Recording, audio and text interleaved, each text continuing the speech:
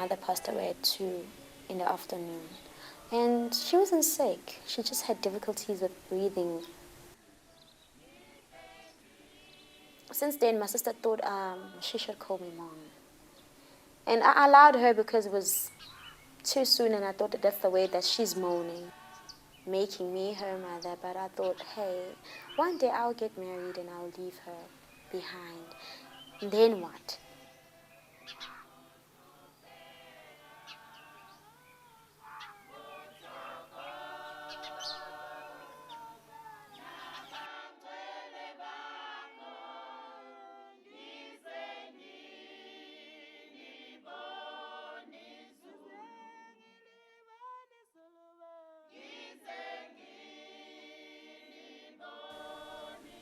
I told her the truth that, hey, you know that we have the same mother. I'm not your mother, I'm his bigger sister.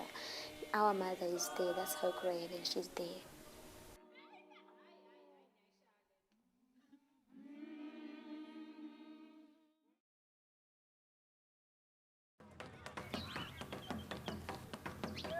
I grew up in Durban. I completed my matric, and then I was doing a nursing course in Pietermaritzburg until my mother passed on.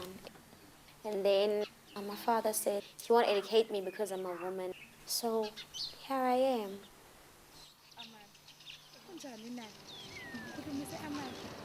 We use play to help adults have difficult conversations with children. Things that they wouldn't culturally be expected to do, wouldn't know how to do. We bring play into their lives. And a lot of it is about the fact that adults are uncomfortable to talk to children about death, often because they don't want to hurt those children.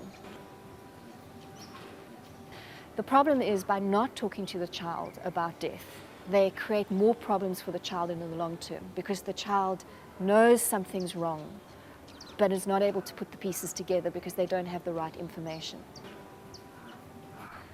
Children have so much responsibility that they have to carry at home because their mother is dead, or their mother is dying, or their father's gone away and they're left alone to look after their younger siblings. You will watch in town tiny little kids walking down the street with a little doll strapped to their back and modeling what they are used to in their families and wanting to be like their moms, wanting to be big and mature and grown up. I guess from a psychosocial support perspective, the doll for the child becomes a transitional object. It's a gift that's been given from somebody that they love and that has nurtured them.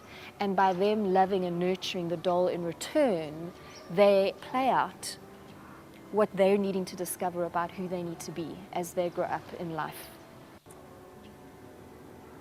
It's often when you actually engage the child properly around death and ask them questions and give them the opportunity to express what's going on inside of them, the behavior changes. And you'll hear from families, oh, my child's helping around the house, she's going to school, she's not so moody, she laughs, she wants to play.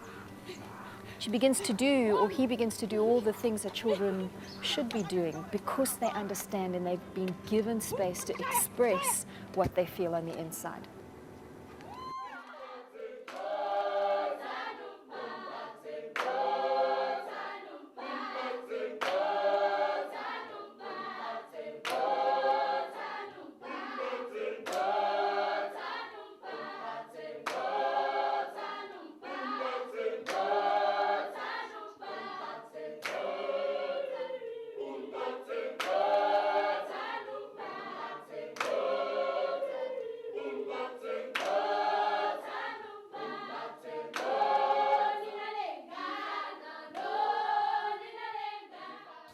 We went to a workshop, learned how to make dolls, because these women are poor, they don't have money to buy dolls.